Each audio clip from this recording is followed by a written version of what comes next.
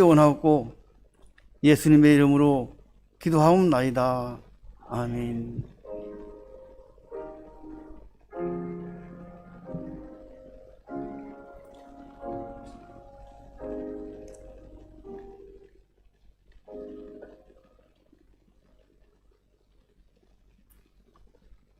오늘 우리에게 주신 하나님 말씀은 신약성경 로마서 3장 19절로 26절 말씀입니다. 로마서 제 성경은 242쪽입니다. 신약성경 로마서 3장 19절로 26절까지 제가 봉독하겠습니다. 19절, 로마서 3장 19절. 우리가 알거니와 무릇 율법이 말하는 바는 율법 아래에 있는 자들에게 말하는 것이니 이는 모든 입을 막고 온 세상으로 하나님의 심판 아래에 있게 하려 함이라. 그러므로 율법의 행위로는 그의 앞에 의롭다 하심을 얻을 육체가 없나니 율법으로는 죄를 깨달음이니라. 이제는 율법 외에 하나님의 한 의가 나타났으니 율법과 선지자들에게 증거를 받은 것이라.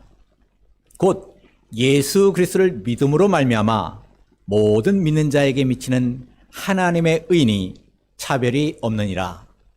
모든 사람이 죄를 범하였음에 하나님의 영광에 이르지 못하더니 그리스도 예수 안에 있는 속량으로 말미암아 하나님의 은혜로 값없이 의롭다 하심을 얻은 자 되었느니라.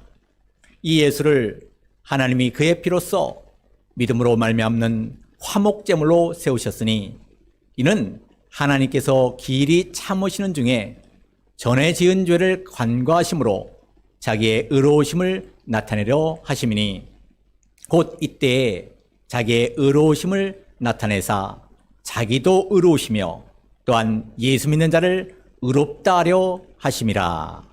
아멘. 오늘 로마서 3장 19절로 26절 말씀을 통해서 의롭게 되는 길이라 하는 제목으로 말씀을 증거해 드리도록 하겠습니다. 바로 위에 로마서 3장 이 9절부터 18절까지 읽지는 않았지만 이 구약성경 여러 부분을 인용해서 전 인류는 죄인이라고 단정적으로 말을 했습니다. 전적 부패한 선한 것이 하나도 없는 죄인들이다. 이런 절망 가운데 있는 인류에게 구원의 길이 열리게 되었습니다. 의롭게 되는 길, 이 사는 길을 오늘 본문에 말씀했습니다. 오늘 본문 19절로 20절에 보니까 율법의 목적에 대해서 말씀하고 있습니다. 이 구약 율법의 본연의 사명을 말함으로써 전 인류의 정죄를 확인하려고 말씀했습니다. 율법을 통해서는 의롭다함을 얻을 수 없다. 또 율법의 의로 의롭게 되는 길이 없다. 율법의 행위로는 의롭게 될 수 없다는 것입니다. 율법의 행위로는 하나님 앞에 의롭다함을 얻을 수 없다는 것입니다. 율법의 행위를 통해서 구원받는 사람이 한 사람도 없다는 것입니다. 빌립보서 3장 5절 이하에 보면 바울은 어떤 사람이라고 했습니까? 8일 만에 할례를 받았다 했습니다. 이스라엘 족속이라, 베냐민 지파다, 히브리인 중에 히브리인이다, 율법으로는 바리새인이다. 아주 정통파입니다. 그런데 이렇게 율법의 의로는 흠이 없는 그런 사도 바울이었는데 이 바울에게 구원의 문제가 해결이 안 됐습니다. 의롭다함을 얻지 못했습니다. 오늘 19절 한번 읽어볼까요? 우리가 알거니와 무릇 율법이 말하는 바는 율법 아래에 있는 자들에게 말하는 것이니 이는 모든 입을 막고 온 세상으로 하나님의 심판 아래에 있게 하려 함이라. 모든 인류는 다 율법 아래에 있는 자들입니다. 율법 아래에 있다는 뜻이 무엇일까요? 하나님의 심판 아래에 있다는 것입니다. 이것은 하나님의 정죄 아래에 있다는 것입니다. 그러니까 이 율법 아래에 있다는 것은 하나님의 심판 아래에 있고 하나님의 정죄 아래에 있다는 것입니다. 율법으로 볼 때 모든 인류는 죄인들이고 하나님의 심판을 받을 수밖에 없습니다. 그래서 입을 벌릴 수도 없고 변명할 수도 없습니다. 마태복음 22장 12절 이하에 보면 혼인잔치에 참여하려고 어떤 사람이 왔는데 뭘 입지 않았어요? 예복을 입지 않고 왔습니다. 그래서 그 사람에게 왜 예복을 입지 않고 왔느냐 물어봤더니 그 사람이 자크를 탁 차고 유구무원이라 했습니다. 이게 무슨 말씀입니까? 예수 그리스도를 믿고 의의 옷을 입지 않은 사람은 어떤 변명도 할 수 없고 입을 벌릴 수도 없다는 것입니다. 우리 모두는 하나님 볼 때 전혀 내세울 것이 없습니다. 잘할 것이 없습니다. 그래서 우리는 하나님을 아버지로 부를 수 없는 본질상 진노의 자식이었습니다. 그러면 율법은 무엇 하는 것일까? 그럼 율법을 주신 목적이 무엇인가? 20절 한번 읽어볼까요? 그러므로 율법의 행위로 그의 앞에 의롭다 하심을 얻을 육체가 없나니 율법으로는 죄를 깨달음이니라. 율법을 왜 주셨대요? 죄를 깨닫게 하려고 율법을 주셨다 했습니다. 율법을 지켜서 구원받으라고 주신 것이 아니라 죄를 깨닫게 하려고 주신 것입니다. 이 갈라디아서 3장 24절 보면은 율법은 우리를 그리스도에게로 인도하는 초등교사다.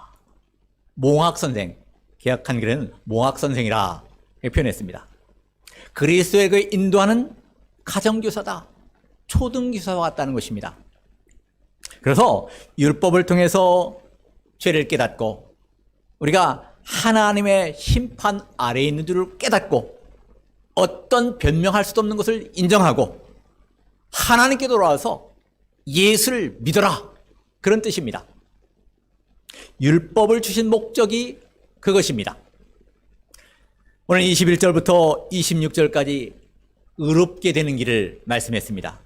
소망도 없고 이 흑암 중에 있는 인류에게 구원의 길이 열리게 되었습니다. 의롭게 되는 길이 열리게 되었습니다. 21절 한번 읽어볼까요? 이제는 율법 외에 하나님의 한 의가 나타났으니 율법과 선지자들에게 증거를 받은 것이라. 언제 열리게 되었어요? 이제는 이제 의롭게 되는 길이 열리게 되었다는 것입니다. 이제는 이게 무슨 말씀입니까? 아마 기쁨이 넘쳐서 역설체로 하시는 말씀이죠. 전혀 길이 없고 대책이 없었는데 구원의 길이 없었는데 이제는 율법 외에 하나님의 한 의가 나타났으니 율법과 선자들에게 증거를 받은 것이라 말씀했습니다. 이 상태의 변화를 가리켜 놉니다. 다시 소생하는 길이 열리게 되었습니다. 율법을 가지고 구원을 얻을 길이 없었습니다. 그래서 이제 율법 외에 다른 길을 주셨습니다. 생명길을 주셨습니다. 이제는 이것은 신약시대를 가리키는 것이 아닙니다. 아담이 선악과를 따먹고 범죄한 후에 창세기 3장 15절에 여자의 후손이 뱀의 머리를 상하게 할 것이라고 말씀했습니다.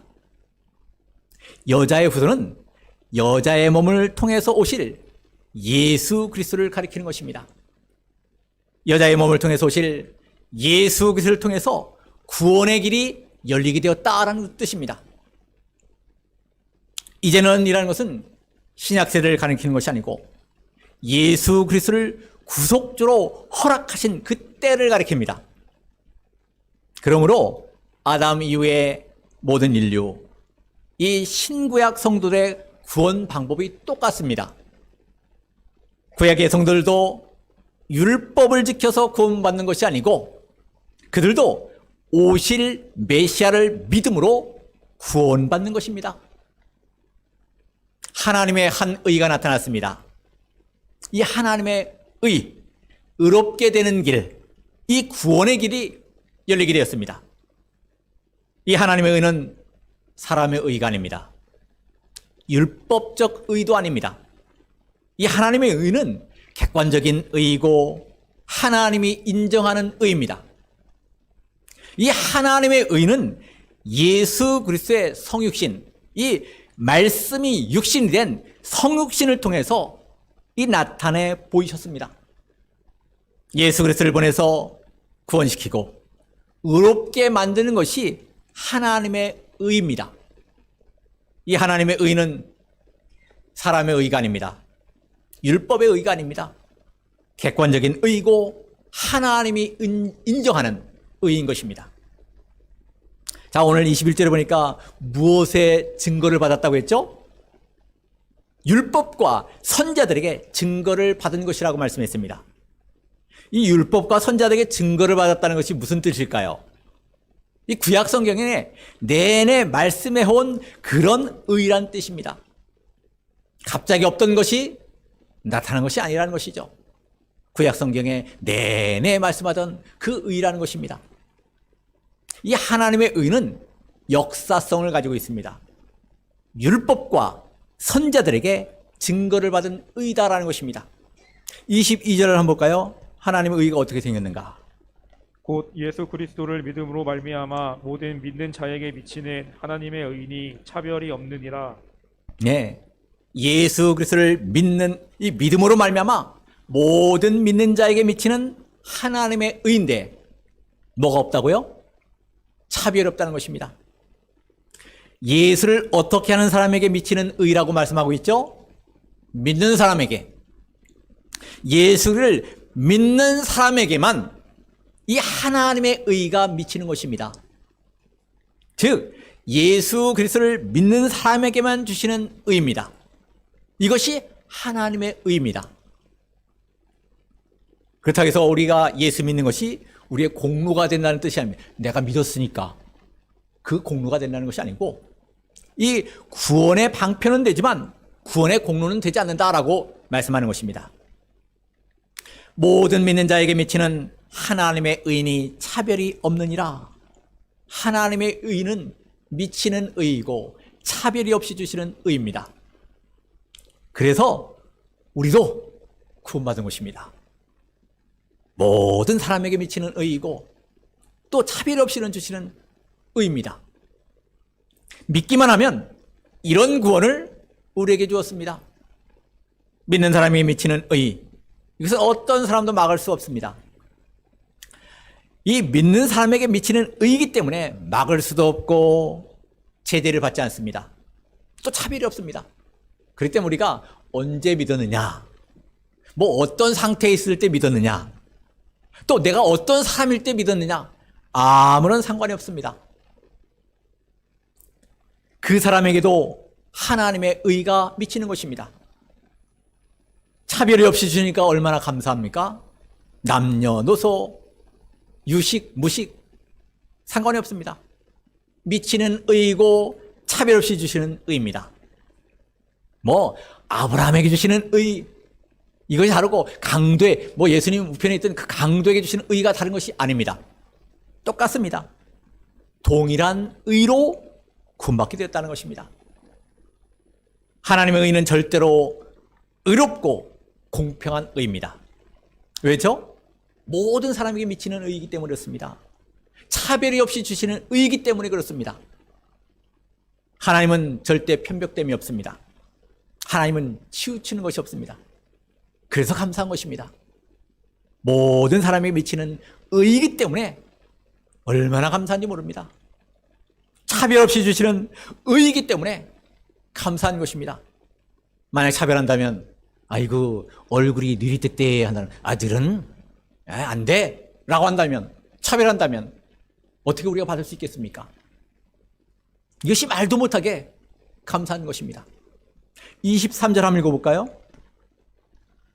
모든 사람이 죄를 범하였음에 하나님의 영광에 이르지 못하더니, 모든 사람이 죄를 범하였음에 하나님의 영광에 이르지 못하게 되었다고 했습니다.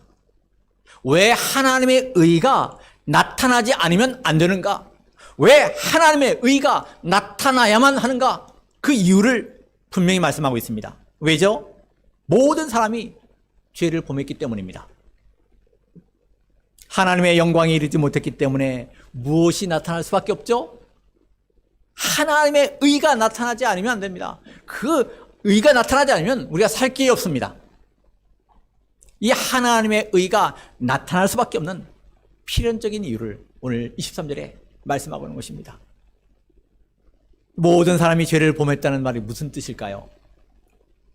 이 아담이 인류의 무엇으로서 범죄한 거예요? 대표로서 아담이 범죄한 것입니다. 대표 원리로 범죄한 것입니다. 아담은 혼자 범죄한 것이 아닙니다. 이 아담과 하나님이 계약할 때 인류의 대표로서 계약을 맺은 것입니다. 대표 원리를 볼 때 이 하나님 앞에 범죄했다는 그런 뜻입니다. 실례를 든다면 이제 뭐 올림픽이 열릴지 안 열릴지 모르겠지만 만약 올림픽에서 한국 선수가 이겼다 하면 뭐라고 하죠? 한국이 이겼다라고 얘기합니다. 왜 그렇습니까? 그 사람은 한국을 대표해서 갔기 때문입니다. 대표 원리로 볼 때 모든 사람이 죄를 범하게 된 것입니다. 자, 오늘 23절에 보니까 죄를 범하면 어디에 이를 수 없다고 말씀하고 있죠? 하나님의 영광에 이르지 못한다 했습니다. 그 사람의 뭐가 떠나죠? 하나님의 영광이 떠나는 것입니다. 죄를 범하면 아름다운 빛이 다 떠납니다. 영광이 다 떠납니다. 이 영광이 떠난다는 뜻은 뭡니까? 하나님의 형상을 다 상실했다는 것입니다. 모든 만물은 뭘 좋아하죠? 하나님의 형상을 좋아합니다. 하나님의 형상을 이룬 자에게 이 만물도 다 이용당하기를 원합니다. 죄를 범하면 하나님의 영광에 이르지 못하고 하나님의 형상을 다 상실합니다. 그래서 이 모든 사람이 죄를 범해서 영광에 이를 수 없기 때문에 하나님의 의가 나타날 수가 없습니다. 나타날 수밖에 없죠. 하나님의 의가 나타나지 않으면 안 되는 거죠. 이것이 하나님의 영광이 나타나지 않으면, 하나님의 의가 나타나지 않으면 다 망하게 생겼습니다.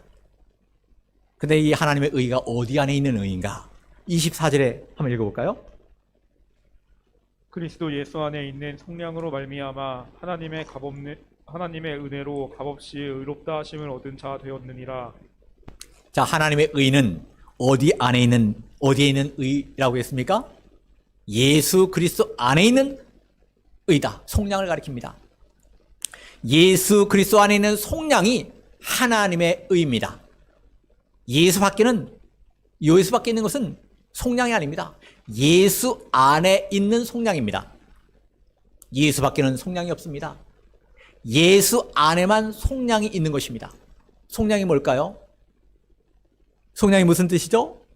값을 대신 치르고 구원해낸 것을 가리킵니다. 이 속량의 실제적인 내용이 뭘까요? 죄와 영원한 사망과 이 형벌의 고통에서 해방시킨 것을 가리킵니다. 예수 그리스도 안에는 이 속량으로 말미암아 하나님의 은혜로 값없이 의롭다 하심을 얻게 되었다라는 것입니다. 기독교에는 어떤 종교에도 속량이 없습니다. 이것은 기독교의 독선이 아닙니다. 이것은 옳은 진리이고 이 기독교만이 속량의 종교입니다. 사도행전 4장 12절 뭐라고 말씀했습니까? 다른 이로서는 구원을 받을 수 없나니 천하 사람 중에 구원받을 만한 다른 이름을 우리에게 주신 일이 없음이라 하였더라.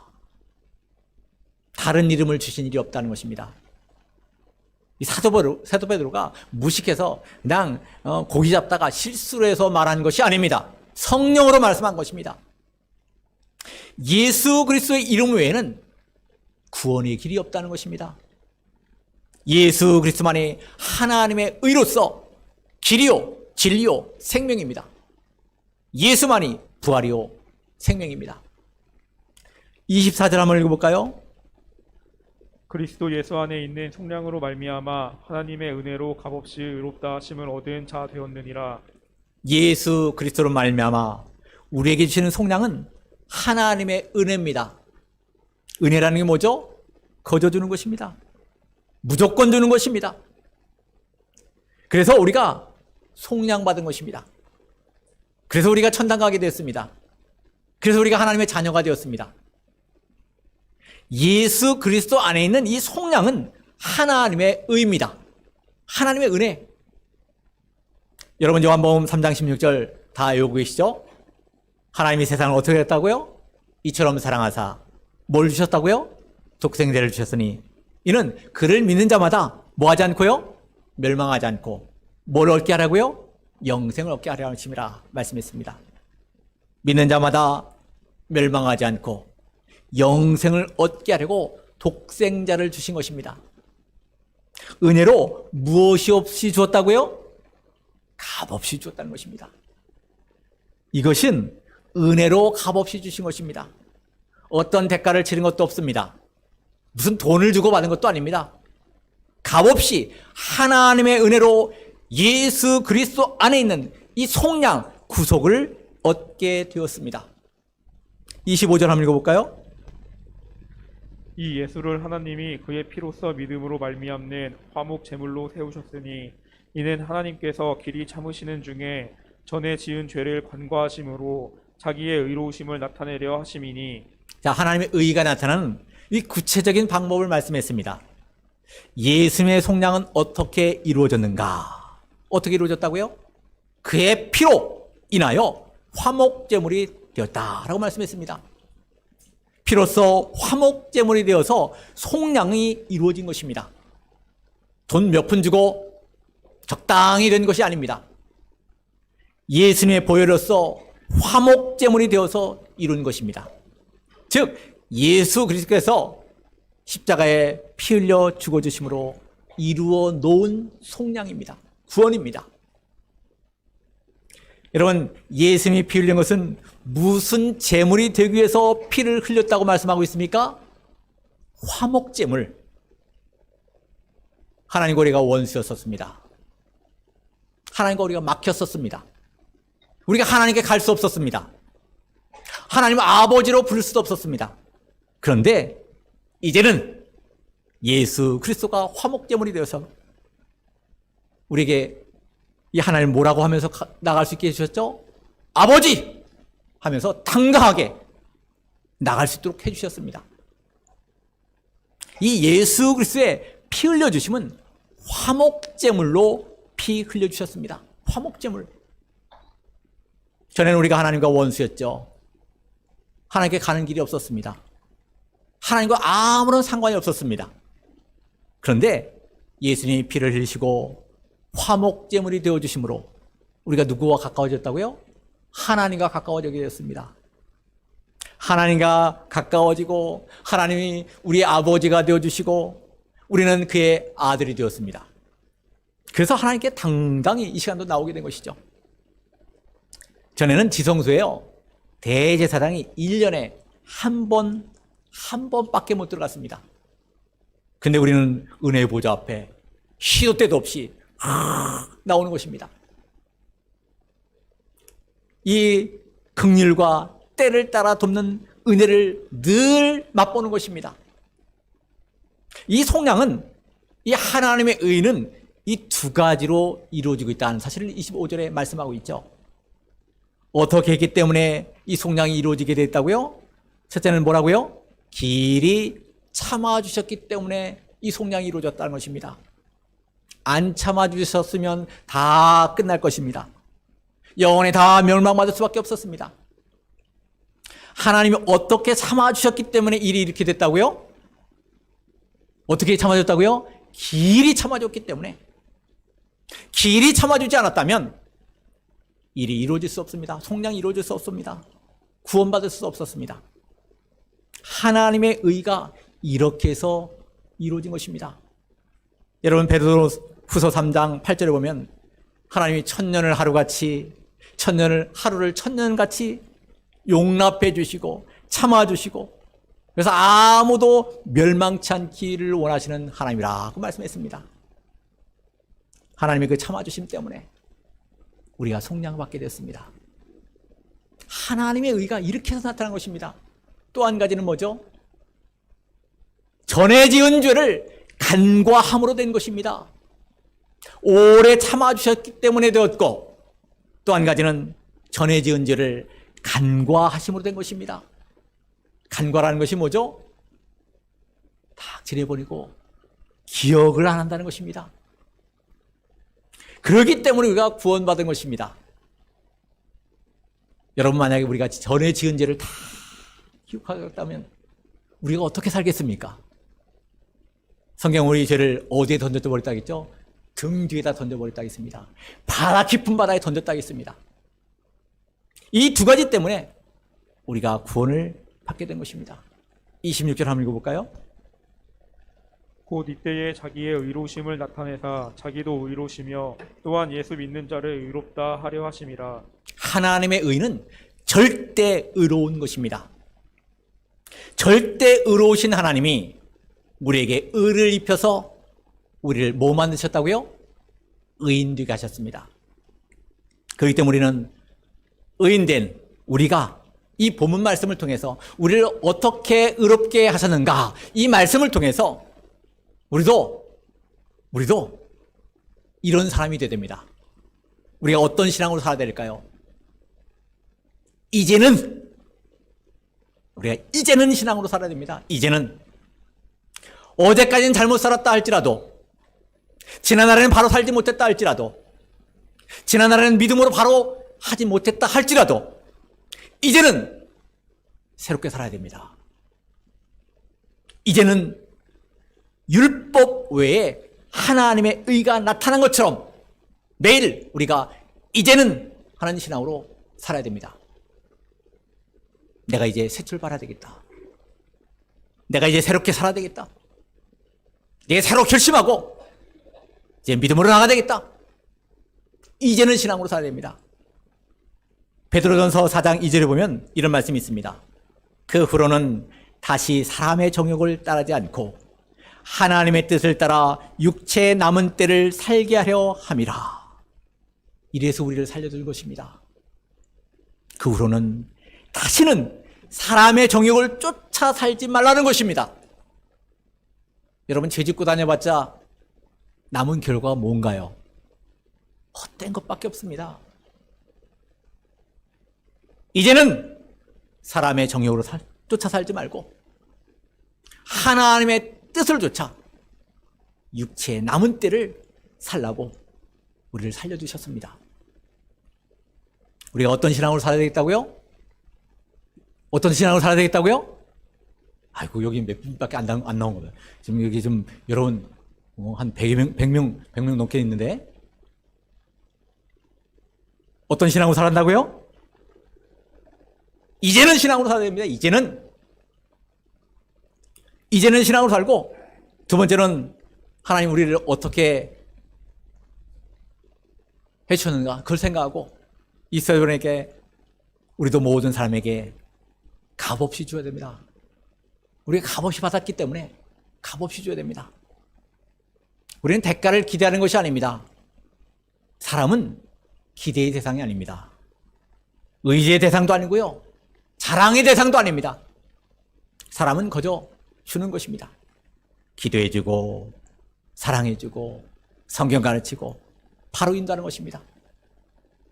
우리도 값없이 의롭다함을 받았기 때문에 모든 사람에게 값없이 주다가 가야 됩니다. 보상심리를 버려야 됩니다. 보상심리는 예수님의 마음이 아닙니다. 예수님의 속량을 은혜로 값없이 주셨습니다. 우리가 뭐에 빚진 사람들이죠? 복음에 빚진 사람들입니다. 여러분, 돈을 빚져도요, 돈 갚아야 됩니다. 근데 우리는 복음에 빚을 졌으니까 우리도 복음의 빚을 갚아야 됩니다. 우리도 주다가 가야 됩니다. 우리가 얼마나 주고 가다가 줄 수 있는 기회가 있을까요? 기도해 줘야 되고 사랑해 줘야 됩니다. 우리가 이제는 신앙으로 살아야 되고 모든 사람에게 값없이 줘야 되고, 또 한 가지 25절은 우리도 어떻게 해야 될까요? 예수님이 화목제물이 된 것처럼 우리도 죽어야 됩니다. 예수님이 피로써 화목제물이 되었습니다. 예수님이 죽었습니다.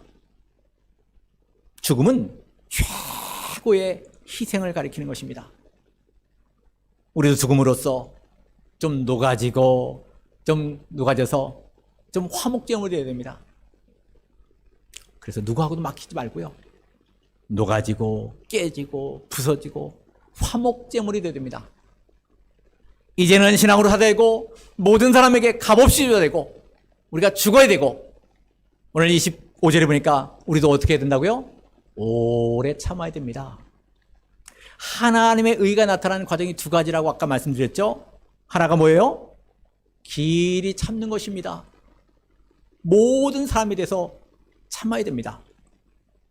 데살로니가전서 5장 14절에 보면 또 형제들아 너희를 권면하노니 게으른 자들을 권기하며 마음이 약한 자들을 격려하고 힘이 없는 자들을 붙들어주며 모든 사람에게 오래 참으라 말씀했습니다. 모든 사람에 대해서 오래 참아야 됩니다. 신앙은 뭡니까? 오래 참는 것입니다. 여러분 고린도전서 13장 사랑에 대해서 15가지 말하는 것 잘 알고 있지 않습니까? 제일 많이 나오는 말이 뭐예요? 참으라는 것입니다. 처음으로 시작해서 마지막까지 참는 것으로 끝납니다. 참는 것이 사랑의 사람이 되는 것입니다. 예수 믿는 것은 두 가지죠. 기도하는 것과 참는 것입니다. 마땅치 않아도 좀 참고요. 이해가 되지 않아도 좀 참고요.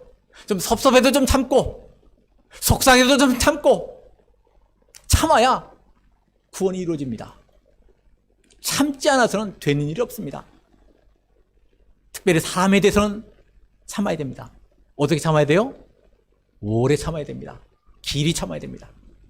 자, 이제는 신앙으로 살고 이 모든 사람에게 값없이 줘야 되고 우리도 화목제물처럼 죽어야 되고 오래 참아야 되고 마지막 뭘까요? 아까 우리 구원이 어떻게 이루어졌다고요? 하나님 간구하심으로.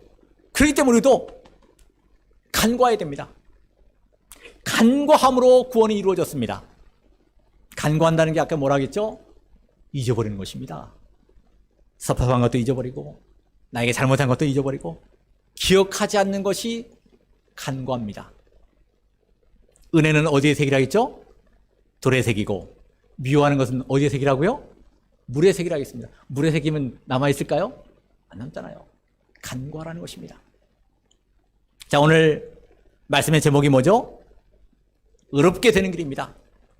하나님의 의가 무엇인지, 이 하나님의 의가 어떻게 나타나는지, 어디 안에 있는 의인지를 말씀드렸습니다. 아, 그래. 이렇게 해서 우리가 의롭게 됐지. 그것으로 끝나지 말고, 그렇기 때문에 우리가 어떻게 살아야 되는가? 그래서 5가지로 말씀을 드렸습니다. 첫째, 어떤 신앙으로 살라고 했습니까? 이제는 과거에 어떻게 살았던 그 상을 하지 말고 이제는 신앙으로 새롭게 살라고요. 그리고 하나님이 우리에게 어떻게 주신 이 속량이에요? 구원이에요? 예, 그렇기 때문에 우리도 값없이 줘야 됩니다. 값없이 보상심이 기대하고 주지 말고 우리 값없이 주시고 또 우리도 어떻게 되고요? 예수님이 무슨 제물이 된 것처럼 화목제물이 된 것처럼 우리도 화목제물이 되자고요. 우리도 죽자고요. 또 모든 사람에 대해서 하나님 어떻게 참으셨다고요? 길이 참으셨죠. 우리도 길이 참자고요. 마지막으로 어떻게 하자고요?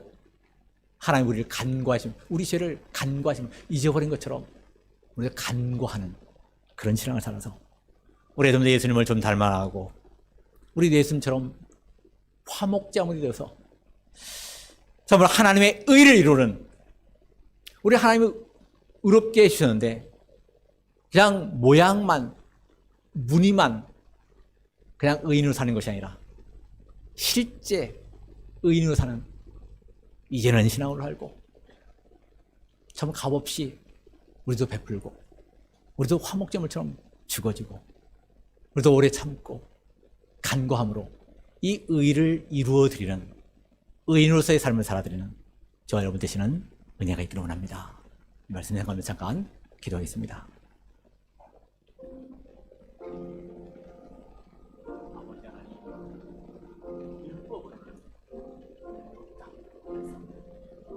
이제는